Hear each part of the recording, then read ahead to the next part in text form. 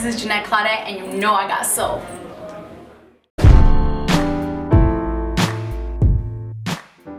Alright, so Ginette, start at the beginning. I was reading that your mom was actually a Latin pop star.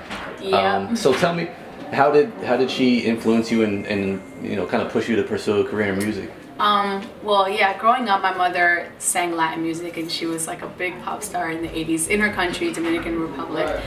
So I was always naturally around it. I kind of used to just watch her. She never really pushed me in the direction. I kind of more so used to nag her and beg her to let me sing with her on stage. So it kind of just happened naturally. And then when we moved here, I kind of just found my own way and started doing the R&B thing. But she's always been a huge supporter of mine. Like, once she knew I wanted to do it, she was a total stage mom for sure. Right. But I love her for it. So when you started doing your thing, how'd that eventually lead to your deal with Motown? Because I know you signed with them eventually. I did. How'd you get there? Well, I kind of just was doing a lot of like school talent shows, and I went to a performance high school in the Bronx, and I was just kind of going wherever I could to go sing. And then when I graduated high school, I begged my mom to give me a year to get a record deal, and I was like, I'll work. I'm like, just let me work and I'll figure it out. So I worked at Rite Aid for a year, and I just kind of grinded my way. Like, I was just networking a lot. I was working with like small producers and, you know, like come to my closet booth type studio thing, until I met a couple people that knew a couple people that knew a couple people, and it kind of just naturally happened. I was putting in work for a really long time, and then it's so funny because you work for so long, and then in 1 week I had a meeting with like every record label, and in the end we decided to go with Motown, and that was a really dope experience for me. I spent 2 years there doing my thing. Eventually it didn't work out. I kind of wanted to do the R&B thing, and they kind of saw me more as a pop artist, and so creatively we didn't kind of mesh, but it was a really dope experience, and I met a lot of really great producers and songwriters and worked with a lot of dope people. How tough was it for you to walk away from the record label? Because I know a lot of artists, that's their goal, getting signed.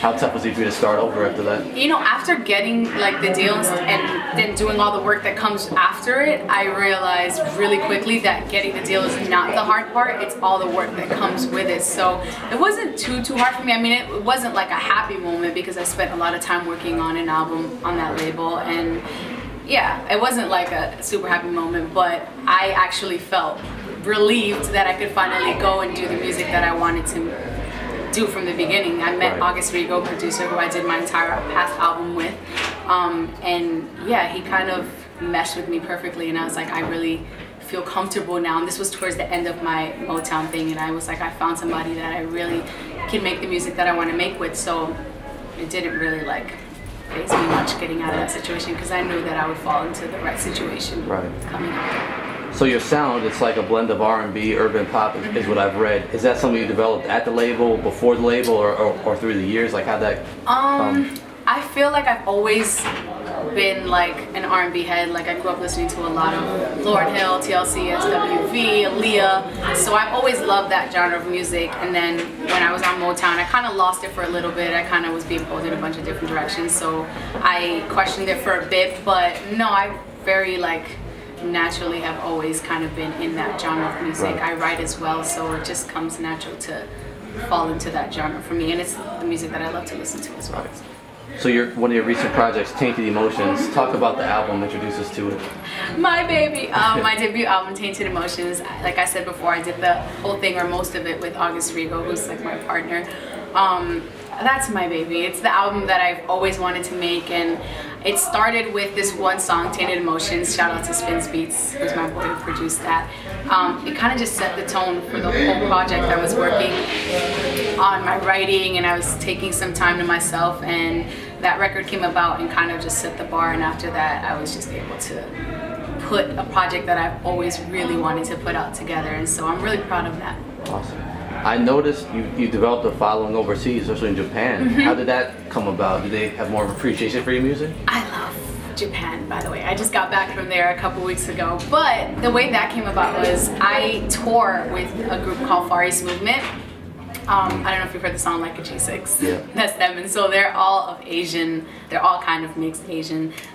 So that's how I kind of got introduced to just any international kind of platform, going out there with them and doing all these crazy festivals and So that's how I kind of developed a bit of an international fan base. And then once that happened, I licensed Tainted Emotion to a record label called Manhattan Records in Japan, and it debuted at #6 on the R&B charts, which was really exciting last month. And so I just came back from there. I was doing radio promo, and it was just so dope, man. Like, I felt super loved, super appreciated. Not saying that, you know, I didn't receive that here, because Tainted got a lot of love here too.